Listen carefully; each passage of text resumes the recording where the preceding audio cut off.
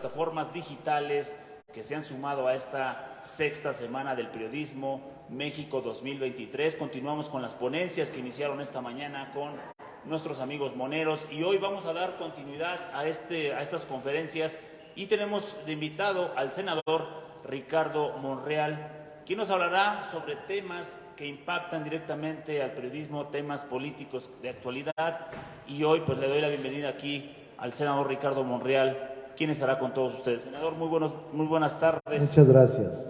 Y pues te dejo, senador, con tu Gracias, ponencia. Alex. Bueno, primero es una hora difícil después de varias horas de participación. Agradezco la invitación a este foro de la Semana del Periodismo, a este foro que han convocado un grupo de periodistas y que me alegra participar aquí en Hidalgo. Aunque hay muchos temas sobre los que hay que abordar, quisiera detenerme en uno que es quizá el más importante que en este momento se está discutiendo, el del Plan B de la reforma electoral que ayer la Cámara de Senadores concluyó el proceso legislativo. Trataré de recordar todo el proceso porque incluso ha sido confuso y la tardanza de la aprobación también ha generado confusiones e interpretaciones diversas. Como ustedes saben, había la intención del Ejecutivo Federal de reformar la Constitución en materia electoral, en donde había principios como la disminución de legisladores, 300 en lugar de 500, 96 en lugar de 128, en la Cámara de Diputados y en la Cámara de Senadores, la elección por voto universal de consejeros electorales y de magistrados del tribunal, entre otras de las novedades que planteaba la iniciativa del presidente en materia constitucional. Esta llamada reforma Plan B no prosperó, porque no se lograron las 2/3 partes y quedó rechazada la reforma constitucional. Horas después de haberse rechazado, en la Cámara de Diputados se enviaron iniciativas de reformas a 6 leyes electorales, pero ya no constitucionales, por supuesto, sino leyes ordinarias. La Cámara de Diputados agrupó en 2 paquetes las 6 leyes. Una que contenía 2 modificaciones a 2 leyes y la otra que contenía modificaciones a 4 leyes. La primera, que contenía 2 leyes, fue aprobada en diciembre y esa entró en vigencia como el 28 de diciembre. Ahora resulta que fue impugnada ante la Corte, ante la Suprema Corte de Justicia de la Nación, y apenas ayer, hace unas horas, se concedió la suspensión provisional por un ministro de la Corte para que no se aplicara esas 2 leyes en el Estado de México y el Estado de Coahuila. Quedaban pues 4 leyes que, dado que habíamos concluido el periodo de sesiones, ya no se pudo aceptar la modificación de la Cámara de Diputados a un solo artículo de las 4 leyes. Las 4 leyes son, en su sumatoria, 430 artículos y solo uno no fue aprobado, es decir, 429 artículos fueron aprobados.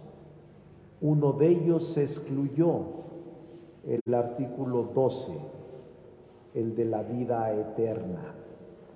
El artículo 12, que es el que contenía la posibilidad de transferir votos de un partido mayoritario a un partido minoritario, ese salió de la discusión porque nosotros estábamos de acuerdo en que no podía ese artículo, no se podía ese artículo mantener en la legislación. Por eso el proyecto que votó la mayoría fue un solo artículo, que no se permitiera la vida eterna.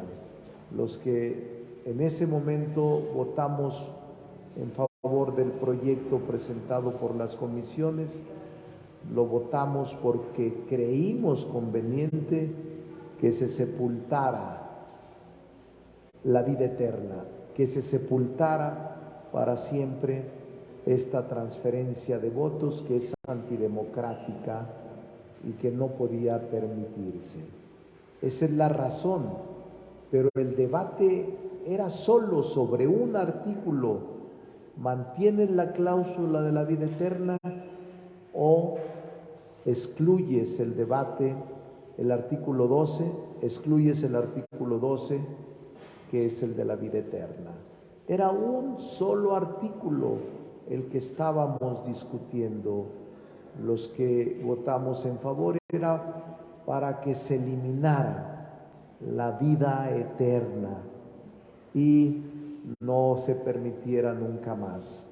Al eliminarse este artículo número 12 de la Ley de Organizaciones y Procedimientos Electorales, quiere decir que no se volverá a presentar y queda vigente el actual artículo 12. ¿Qué dice ese artículo 12, numeral 2? Dice que no podrá haber transferencia de votos de un partido a otro. Eso es lo que votamos. Un solo artículo y que no haya transferencia de votos. Estamos de acuerdo en que eso debe quedar sepultado. Y esta fue la gran discusión de ayer, aunque en el debate se habló mucho de todo el proceso. La verdad es que técnicamente solo se discutía y se aprobó un solo artículo, el artículo relativo a la vida eterna. Hoy me preguntaban qué va a pasar después de ayer. Les comento el procedimiento que va a suscitarse. Uno, una vez aprobado por la mayoría, se envía al presidente de la República para que éste ordene su publicación en el Diario Oficial de la Federación, ocurra la promulgación de la ley y comience la vigencia de las mismas leyes aprobadas. 429 artículos, nunca el 12, que fue el que votamos para que se excluyera de todo el sistema normativo. Por esa razón, estamos a la espera de la publicación. ¿Cuántos días tiene el presidente para publicarlo? 40 días. 40 días. Yo estoy seguro que el presidente en los próximos días va a publicarlo, porque si no se publica, se promulga y aparece en el Diario de la Federación, no está vigente y no se pueden interponer los recursos contra estas leyes a través de vías de acciones de inconstitucionalidad. Se publica y después los integrantes de las minorías parlamentarias o partidos políticos podrán acudir a la Suprema Corte de Justicia para solicitar la invalidación de normas que ellos consideren inconstitucionales, y la Corte tendrá la libertad de declararlas inconstitucionales o declararlas válidas por el proceso legislativo llevado a cabo. Hoy por la mañana me preguntaban en el Senado, ¿qué va a pasar con los trabajadores si se aplicara la nueva ley? ¿Qué va a pasar con el servicio civil de carrera? ¿Qué va a pasar con las áreas que se compactan? ¿Qué va a pasar con las áreas técnicas? Primero, hay dos hipótesis. Una, que una vez interpuesta la acción de inconstitucionalidad, el ministro ponente pueda ordenar la suspensión provisional. Y si el ministro ponente concede la suspensión provisional, queda sin aplicarse la norma o el conjunto de normas que se aprobaron por el Poder Legislativo.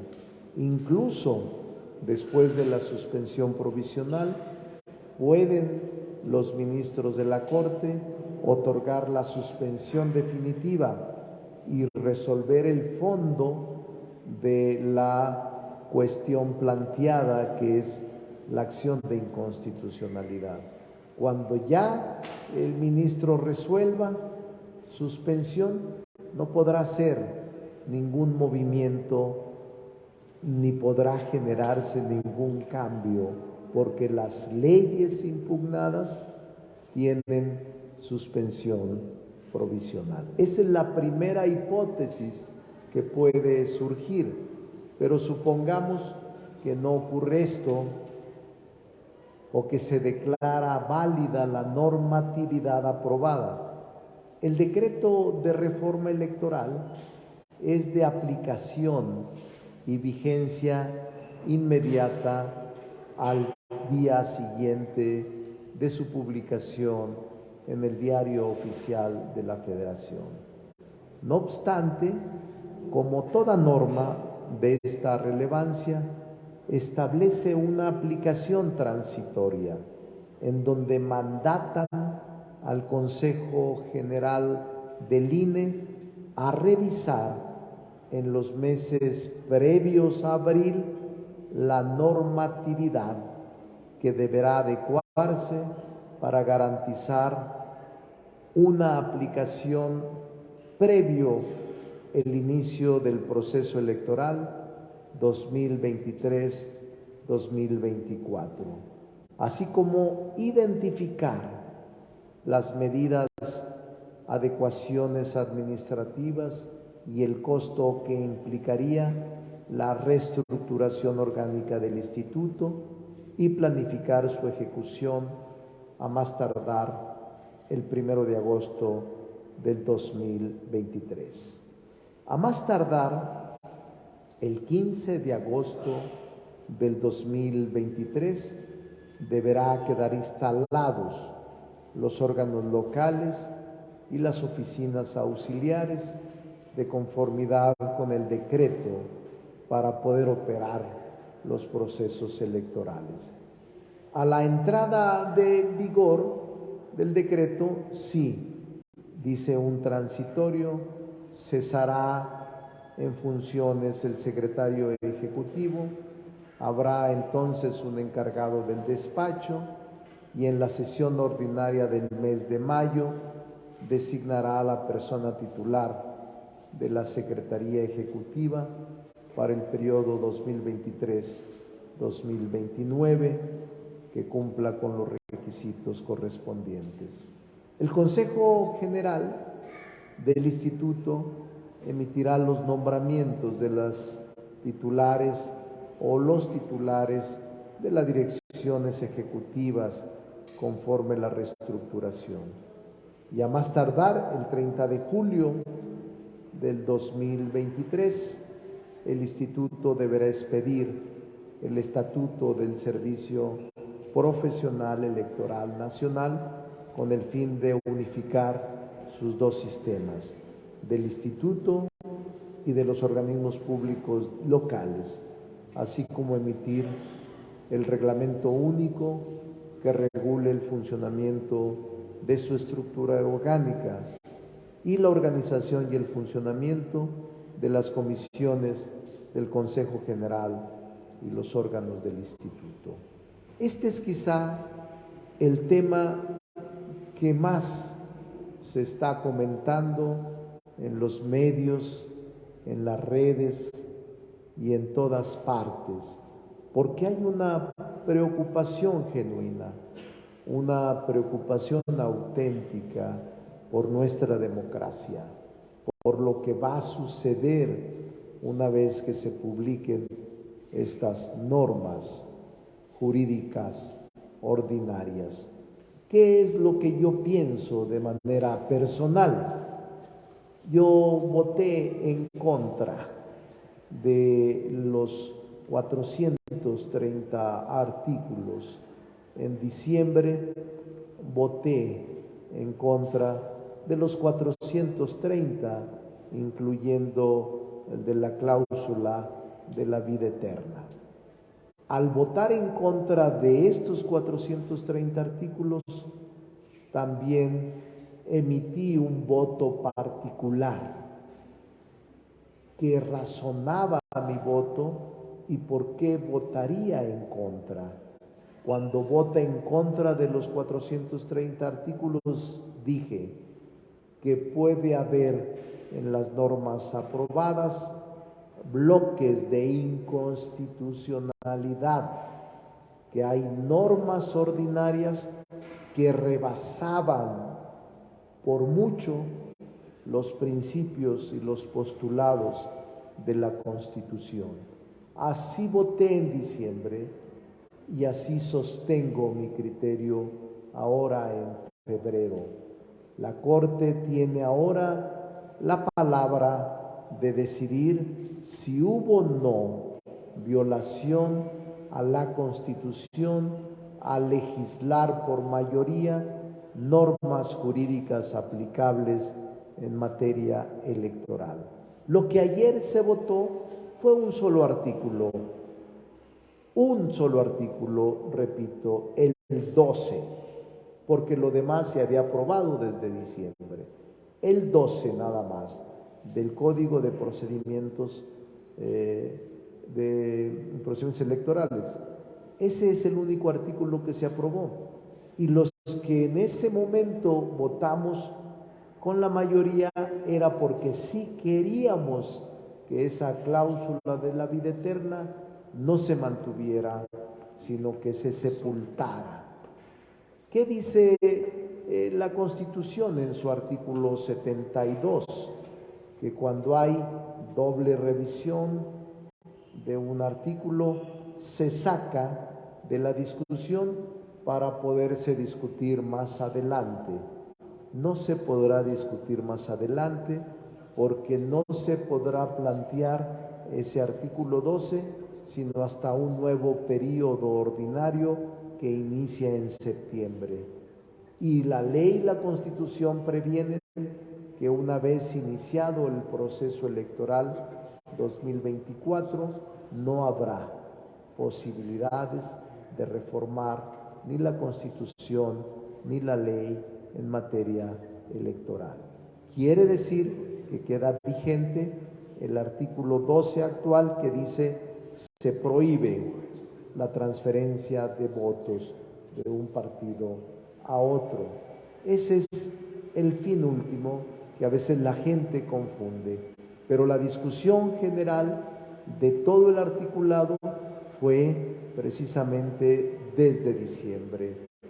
Yo voy a sostener con congruencia lo que está sucediendo en el país y hago votos porque la Suprema Corte de Justicia de la Nación pueda resolver con escrúpulo y apego a la constitucionalidad estas normas que el legislativo aprobó. Me preocupa de sobremanera el personal civil de carrera.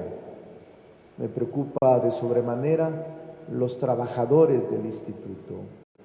Me preocupa de sobremanera la compactación administrativa de áreas, la compactación de direcciones que no son de la misma naturaleza. Eso es por lo que yo voté en contra y por lo que yo interpuse un voto particular, que ahí está contenida toda mi valoración jurídica constitucional. Esa queda vigente y lo único que aprobamos ayer, repito, es un artículo, el 12. Los que votamos en favor era para que la vida eterna o cláusula de transferencia de votos se eliminara, porque si hubiéramos votado en contra, era estar en contra de que se eliminara la cláusula de la vida eterna. Por eso no debe de haber maniqueo ni manipulación en las expresiones que hemos sostenido en el Congreso. Ahora vamos a esperar. Yo tengo confianza, tengo mucha confianza en que la Corte actúe a la altura de las circunstancias, de que la Corte pueda hacer un análisis minucioso y un análisis escrupuloso. Eso es lo que creo. México está pasando por una etapa compleja de polarización, de crispación. Miren, ayer en el Congreso hubo momentos de tensión en el Senado, incluso insultos y debates de baja calidad, debates que no nos merecemos, que por la pasión y la estridencia se olvida la razón y la inteligencia, que por el ruido y esta actitud de encono se olvida el debatir con racionalidad y con respeto. Me entristeció ayer el debate del Senado, en el que siendo senadores y siendo nuestro origen, que el debate es más de contraste de ideas, de propuestas serias, de respeto al adversario y de el uso de argumentos por encima del de descalificaciones. Ayer no fue así por momentos. Y yo hago votos porque el nivel del debate del Senado no vaya al suelo y no genere esta decepción y esta desconfianza de los ciudadanos y las ciudadanas.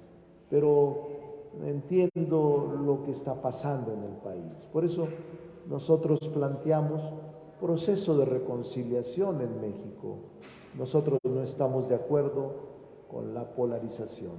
Nosotros no queremos la polarización, no queremos la confrontación, el odio, el encono entre mexicanos y mexicanas. Podemos debatir, podemos no estar de acuerdo en políticas públicas, incluso podemos no estar de acuerdo con ideas y principios en materia política, pero tenemos que deliberarlos con inteligencia, con respeto, con tolerancia, y no lo estamos haciendo. Por eso yo planteo un plan de reconciliación nacional. Por eso yo planteo el que estemos tranquilos, sensatos, serenos y que estemos unidos en lo fundamental para poder prosperar hacia niveles de desarrollo político mejores. Vean lo que está sucediendo ahora en el tema de García Luna, en donde México fue condenado por un jurado extranjero, aunque fue condenada la persona, García Luna, declarado culpable de 5 delitos, pero se le condenó a México también de ser un narcoestado. ¿Cómo es posible que el principal funcionario de seguridad pública prestaba auxilio, apoyo, respaldo a los cárteles para transitar o para comercializar droga o para cubrir contubernios y proteger a los traficantes de drogas a través o a cambio de recursos multimillonarios? ¿Cómo poder aceptar que México en el reciente pasado estuvo sometido por la mafia? ¿Cómo aceptar que México estuvo presionado por el propio gobierno para aceptar la delincuencia organizada, para protegerla y para expandirla, lo que ahora resulta impresionante, combatirla y contenerla? Hay territorios completos que están bajo el control y el dominio del crimen organizado y ahora nos damos cuenta porque se les toleró, se les protegió y a través del dinero se les expandió. Y ahora cuando el presidente López Obrador se enfrenta a un hecho que incluso creo que nadie valoró la dimensión apropiada de lo que sucedía, ahora estamos pagando las consecuencias de extorsión, inseguridad, secuestro, homicidios, inseguridad que tienen a la población azotada, que tienen a la población con temor y con zozobra frente a estos delincuentes que con toda desfachatez caminan y controlan el territorio mexicano, pero tiene su origen en lo que ahora estamos viendo y que lamentablemente, condenado por una corte extranjera, nos damos cuenta de lo que sucedió. ¿Qué pasó con la justicia mexicana? ¿Por qué la omisión? ¿Por qué no había una sola denuncia contra ellos aquí en México? ¿Por qué ningún juez pudo librar orden de aprehensión contra él? ¿Por qué ningún fiscal o ministerio público actuó en contra de lo que era evidente? Por eso nos dicen en el pasado, privó un narcoestado. Eso es muy grave y eso lastima a todos los mexicanos y las mexicanas y nos hace despertar de una realidad, nos hace despertar de una situación que no podemos cerrar los ojos frente a ella. Eso es lo que les quería platicar, Alejandro. Ya toqué los 3 temas que me pidieron y me da mucho gusto estar con ustedes. Es un día soleado, el cambio climático está haciendo estragos, porque estamos en febrero. Fui a la plaza de donde está el gobierno del estado y hace un calor infernal, pareciera que estuviéramos en agosto, pero es el cambio climático, es la destrucción que estamos haciendo del planeta. Y me da mucho gusto estar en Hidalgo, en Nueva Cuenta, estuve hace un mes aproximadamente y hoy vengo a dar esta conferencia con mis amigos periodistas de aquí, que los felicito por este esfuerzo, el 6º que hacen en esta historia moderna del Hidalgo moderno. Muchas gracias, enhorabuena. Senador, muchísimas gracias. Esta es tu casa. Nosotros te agradecemos estar aquí. Vamos a abrir un ciclo de preguntas y respuestas por si del público hay alguien que quiera preguntar algo al senador. Yo solamente quisiera hacer un par de comentarios muy breves, senador.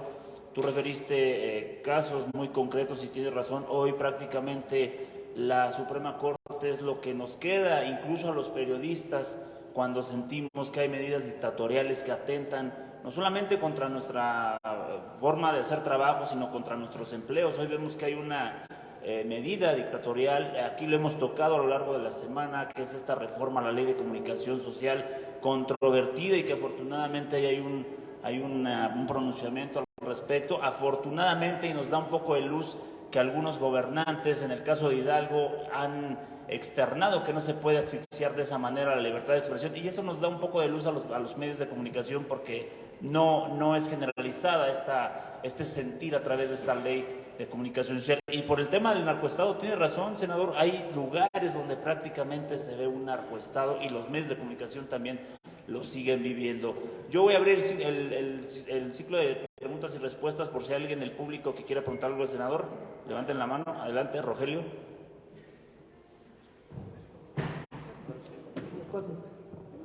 No.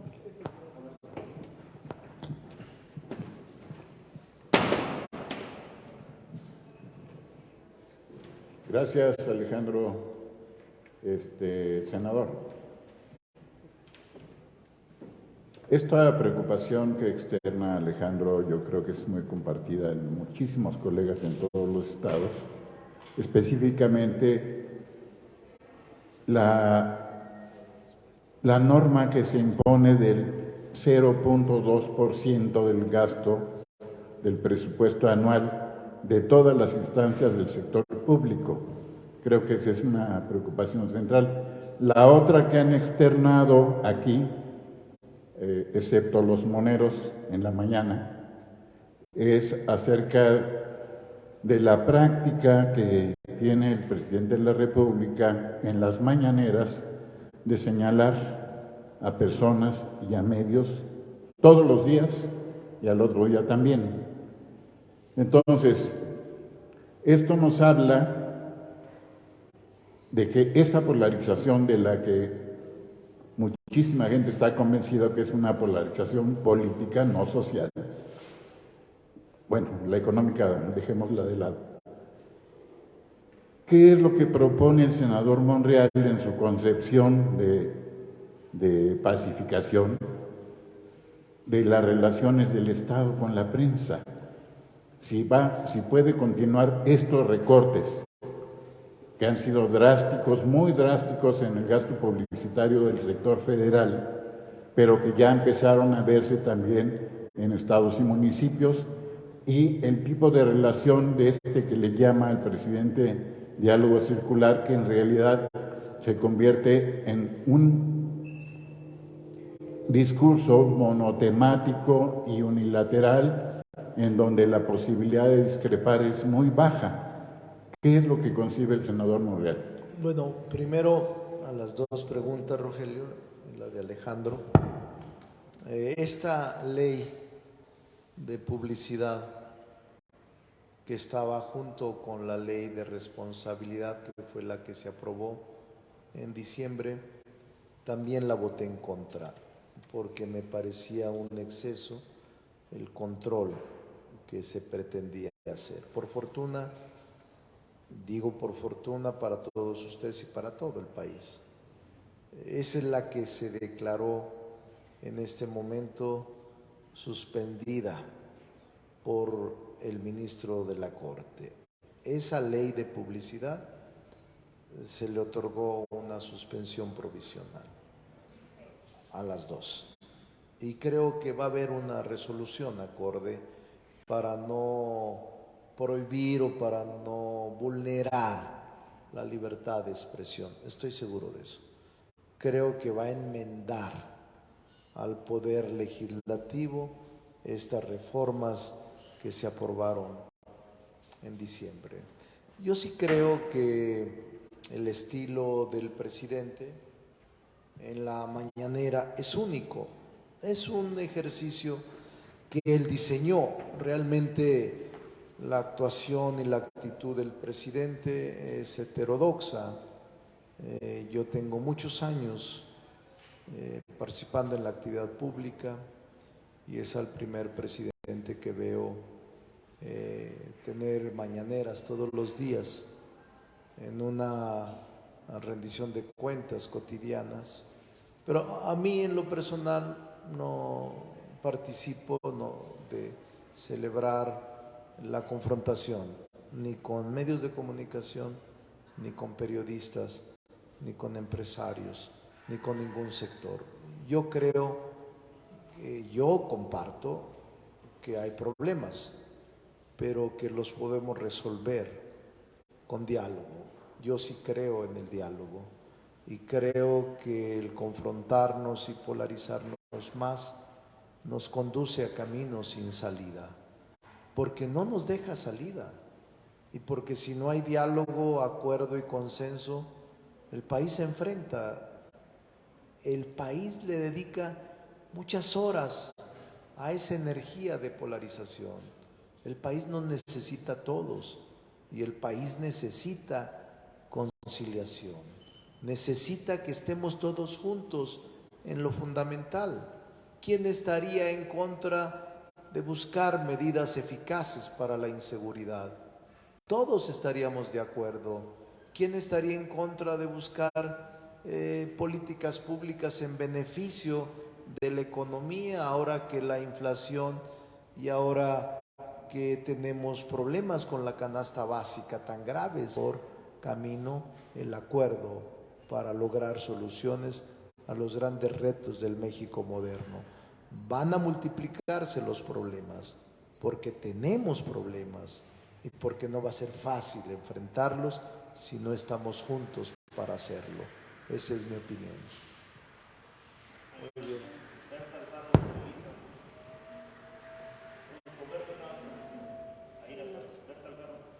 Hola. ¿Cómo está, senador? Buenas tardes.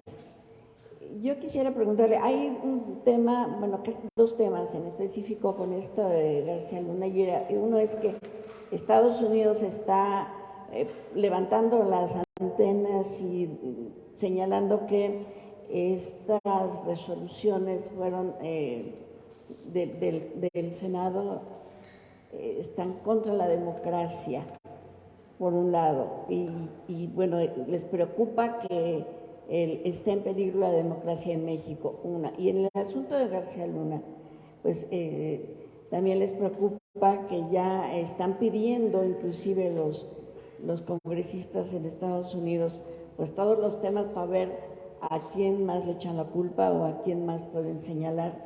Y esto quiere decir que finalmente Estados Unidos está marcando la pauta en cuanto a los señalamientos y sobre todo llevar al banquillo a los responsables de todo este narcoestado, senador. Muy bien. Bueno, en la primera le diría que sí hay preocupación en Estados Unidos.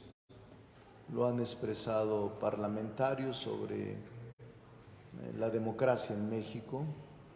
Si estas reformas que se han aprobado, que yo voté en contra, no ponen en riesgo la democracia en México, no ponen en riesgo lo que habíamos avanzado, sino es un proceso de regresión política y democrática. Sí hay esta preocupación, lo han externado sectores políticos de Estados Unidos, pero yo no lanzo las campanas al vuelo. Yo sí creo firmemente que la Corte va a actuar, porque la Corte es un órgano autónomo, como nunca hoy no depende del presidente. La Corte va a poder enmendar los excesos que cometimos los legisladores. Yo no, porque voté en contra, pero va a poder enmendar las inconstitucionalidades contenidas en una norma que no aguantan el mínimo análisis que se haga de ellas. Por eso no me preocuparía hasta en tanto la Corte resuelva. Y segundo, le diría que en efecto también el tema de García Luna tiene consecuencias colaterales, porque obviamente García Luna no actuaba solo, era parte de un sistema, era parte de un equipo, era parte de un proceso. Yo no quiero responsabilizar ni decir nombres ni culpar a nadie, pero el propio fiscal o la fiscal que llevó al jurado y que llevó a García Luna a ser investigado y procesado, ese mismo en Estados Unidos están ampliando la investigación para otros actores mexicanos en el pasado actuante que estuvieron cercanos a la hora culpabilizado García Luna. No adelanto vísperas, es un proceso que se va a llevar a cabo, y en México también sé que la Fiscalía General de la República ha iniciado carpetas de investigación en contra de García Luna y de otras personas, pero eso será la propia Fiscalía quien pueda explicarlo e informarlo más adelante.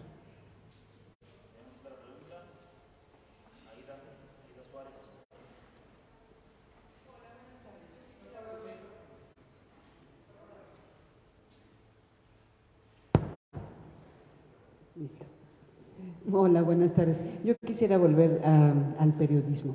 Esta semana, estos 4 días, hemos hablado aquí de los derechos laborales, de cómo es que somos atacados periodistas en los diferentes sectores, en cómo es que las autoridades son las primeras que atacan a los periodistas, y ayer lo dieron a conocer en asociaciones de investigación acerca de las y los periodistas. La ley de comunicación que se señaló en diciembre pasado y ahora que dice usted que se detiene, quisiera saber o quisiera ponerme un poquito en la cabeza del presidente por qué la formuló. Claro, podríamos pensar en que pues hoy en este año hay elecciones en Coahuila, hay elecciones en el Estado de México, y en el resto del país, ¿por qué?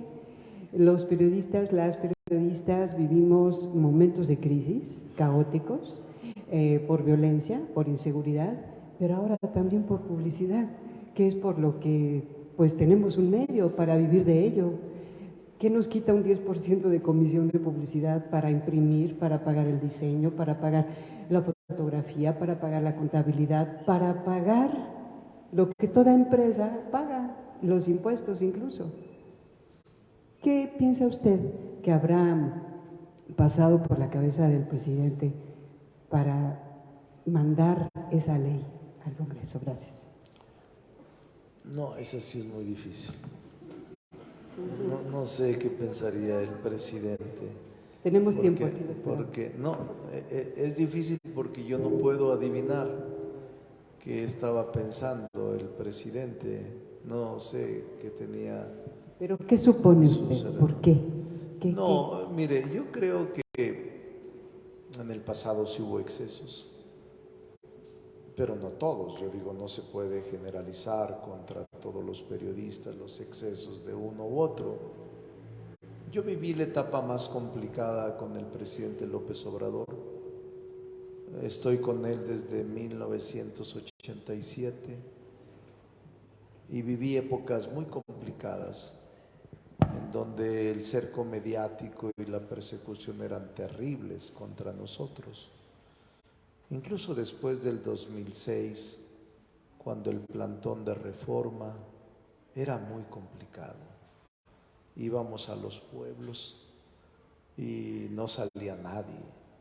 50 gentes, 40, 30, 100, en el mejor de los casos. Pero esta ley de publicidad, aparte de que se expidió solo se concedió la suspensión provisional para Estado de México y Coahuila, que no se aplicara. Una vez que se resuelva, será con efectos generales, es decir, no solo para Coahuila, no solo para el Estado de México. Cuando se declara inconstitucional una norma, que es el caso, o una ley, se aplica general. Entonces ya no se observa esa ley. Y me temo, o estoy seguro, que algunas disposiciones importantes, que son las que usted menciona, Aida, van a declararse inválidas y van a tener tranquilidad, no estarán sometidos a esa nueva ley que se acaba. No sé si hubo alguna conferencia especializada sobre la ley, pero hubiéramos hecho algo. Mañana. Pero es un tema interesante. Es un tema interesante que obviamente, por ser su gremio, quizás el de mayor preocupación, porque esa ley se aplica estrictamente a quienes se dedican a informar, o a los medios de comunicación digitales, portales convencionales, radio, televisión. Por supuesto que es legítimo su preocupación, y yo creo que la Corte va a resolver, pronto va a haber. Pues muchas gracias. Vamos hasta... ¿Dónde vamos a ir? A Morelia. Uf. Bueno, muchas gracias. Felicidades. Senador, muchísimas gracias por tu presencia. Agradecemos. Les traje un folleto para los periodistas, para que ya no quise hablar tanto de esto. Es nuestra visión de un proyecto en construcción para México. Los que quieran un folleto, léanlo, porque aquí está mi programa, no soy ningún improvisado, y está la propuesta para el futuro en México. Muchísimas gracias, senador, y a nombre de la Fundación para la Comunicación y el Periodismo, te queremos entregar este pequeño reconocimiento por tu participación como ponente en la sexta semana del periodismo. Muchísimas gracias, y muchísimas gracias a todos. Nos vemos en la tarde, todavía tenemos más conferencias, y mañana no se olviden, a las 11 de la mañana estará con nosotros Salvador García Soto, aquí abriendo la Semana del Periodismo. Aquí va a estar Salvador García Soto. Muchísimas gracias y muy buenas tardes.